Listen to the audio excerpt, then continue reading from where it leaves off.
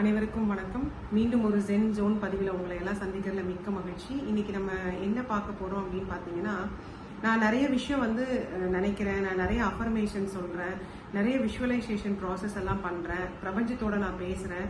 But ஆனாலும் நான் நினைக்கிறது எல்லாமே நான் நினைச்ச வேகத்துல எனக்கு நடக்க மாட்டேங்குது அப்படிங்கிறது ஒரு தாட்டா எல்லாத்துக்குமே இருக்கு. நிறைய பேர் இதை பத்தி சொல்லியும் இருக்கிறாங்க. அதுக்கு ஒரு ஈஸியான டெக்னிக் இருக்கு.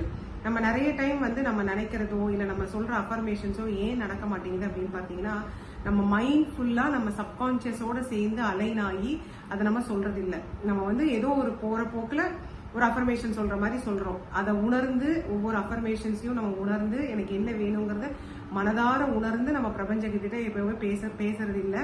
பேசுறப்ப எப்பவும் பாத்தீங்கன்னா நிறைய டிஸ்ட்ராக்ஷன்ஸ், டிஸ்டர்பன்சஸ் எல்லாமே இருக்கு.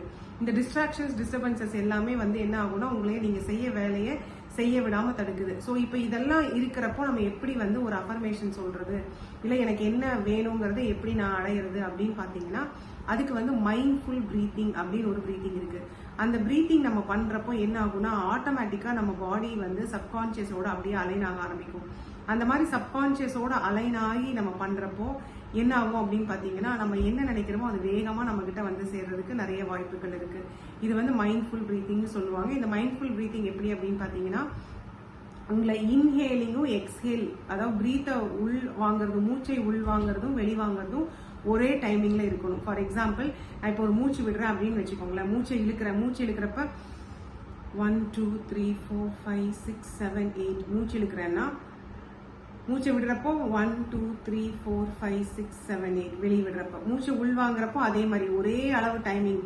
இப்போ ஒரு 5 செகண்டோ 6 செகண்ட் நான் மூச்சை இழுக்கிறேன் அப்படின்னா, வெளியே விடுறப்போ அதே மாதிரி 5 செகண்டோ 6 செகண்டோ இருக்கணும். அந்த மாதிரி மூச்சு பயிற்சி பண்ணணும். அது எப்படி பண்றது நான் இப்ப சொல்றேன். நான் ஒரு பிரீத்திங் பண்ணி காமிக்கிறேன். 1 2 3 4 5 6 1 2 3 4 5 6 இப்படி கவுண்ட் பண்ணிட்டே நம்ம செய்யலாம். இல்லைன்னு வச்சுக்கோங்களேன், இன்னொரு மாதிரி கூட பண்ணலாம்.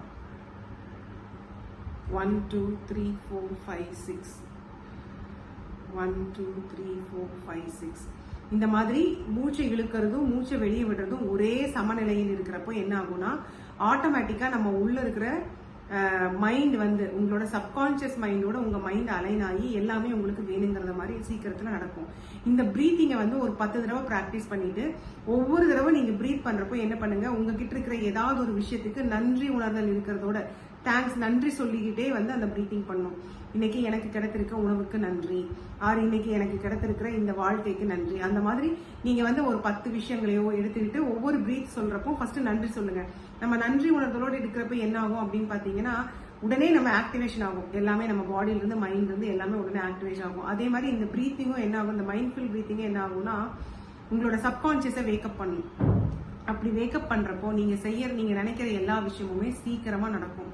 ஸோ இதை பண்ணி பாருங்க. 10 தடவை பிரீத் இழுக்கணும். அதாவது கவுண்ட் பண்ணிட்டே இல்லைங்க, ஒரே அளவு சமநிலையில் இருக்கணும். உங்களோட மூச்சை உள்வாங்கிறதும் மூச்சை வெளிவிடுறதும் ஒரே சமநிலையில இருக்கணும், சம கவுண்ட்ல இருக்கணும். அந்த மாதிரி ஒரு 10 பிரீத், அந்த 10 பிரீத்திங் பண்றப்பவும் நீங்க என்ன சொல்லணும், உங்களுக்கு இருக்கிற விஷயங்களுக்காக, உங்க வாழ்க்கையில உங்களுக்கு இருக்கிற விஷயங்களுக்காக நன்றி சொல்லிட்டே பண்ணணும். பண்ணிட்டு கடைசியா என்ன பண்ணுங்க, உங்களுக்கு என்ன வேணும் அப்படிங்கறத அந்த டைம்ல விஷுவலைஸ் பண்ணி யூனிவர்ஸ் கிட்ட பேசுங்க. அப்படி பேசுறப்போ நீங்க நினைச்சது எல்லாம் நீங்க நினைச்சதை விட ரொம்ப வேகமா உங்ககிட்ட சேரும். இந்த பதிவை பார்த்ததுக்கு மிக்க நன்றி. மீண்டும் ஒரு பதிவில் நாளை நம்ம சந்திப்போம்.